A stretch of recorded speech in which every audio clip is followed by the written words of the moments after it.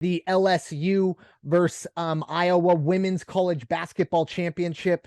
It was the most viewed. I believe it was 9.9 million viewers that saw that game. And also, I want to point out too, that was like during the middle of the day. I want to say it was like a 12:30 start time. Not really doing anybody any favors there. ESPN, ABC. I'm a big baseball fan, but Sunday night baseball can take a back seat for a national championship game. However, it was during the day or not at the best quote unquote prime time, still drew 9.9 million viewers. I saw the numbers in terms of the tickets that were being sold in the secondary market, over $500 to see this game. I think it's fantastic for women's basketball, but we did see the Lady Tigers win their first national title in program history with a 102-85 victory over Iowa. Of course, Angel Reese had a lot to do with that. And of course, I can't go without shouting out Caitlin Clark. I thought she was absolutely fantastic. Watching those highlights, and I'll be the first one to admit, that was the first game fully that I watched of hers.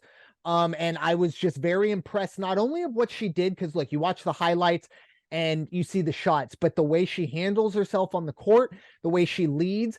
And the best thing that is in the aftermath of the games, and not so much this game, but the run to get here. Every media person wanted her to talk about herself. She refused. She brought up every other player on that team without notes in front of her.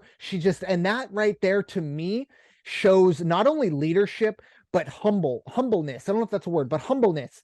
And that's something that we don't really see a whole lot of when you're at that age. I'm not even going to say that generation, but when you're at that age, when you're 20 years old and you're on top of the world, it's hard to be humble. And she is, but that was a fantastic game.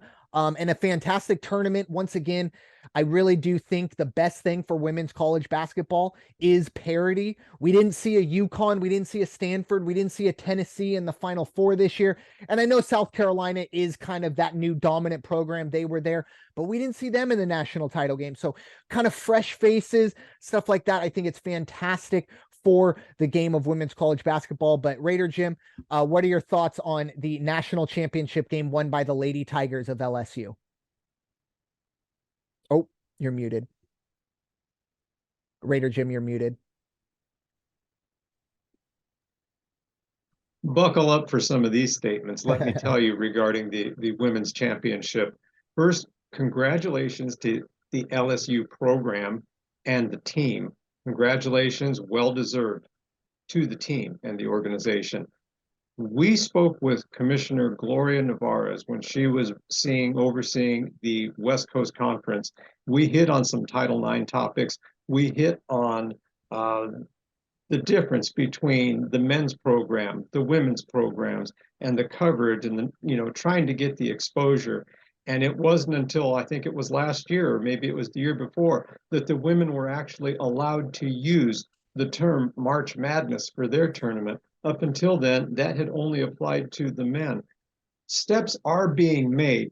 Should there have already been more progress? Absolutely. But at least the steps are being made. Don't do something, Kim Mulkey, to tarnish any of that or to take away from any of that. The antics on the sideline, the stepping out onto the court, not just stepping out. There were times it looked like she was really infringing almost on the Iowa offensive setups. And yet the only thing about Kim Mulkey, a great motivator, great coach, and she sure as hell made me miss Randy the Macho Man Savage with the stuff she wears on the sidelines. That said, I would offer to her and to the AD, go read up on Pat Summitt, go read up on Gino Auriemma, and then go back and take another look at your program and see what you need to have if you want to have not just championship caliber play, but character. Pat Summitt, Gino Auriemma, character, and a ton of success to go with it. As far as Angel Reese goes, she is the cousin to the young man from UConn. She was named most valuable player of the tournament. But I'll tell you what, for her antics and attitude, the coach and the AD should be admonishing her, not allowing it to speak out as she did against a White House invitation to make the remark. And if this would have been reversed, if Caitlin Clark said, of course, we don't want to go to the Obama White House, but we'll go to the Biden White House, guess what? There'd be a furor. But for this young lady to open up her young, immature, inexperienced mouth and make the comment, we'll go to the Obamas, but not to the White House, she should not be allowed to go, even if they accept the invite. And I believe they did. She should be banned from it. But people need to put these kids in check. And there's the difference between San Diego State players, Gonzaga coaching, San Diego State coaching, and many other programs. But this should not be allowed at this level.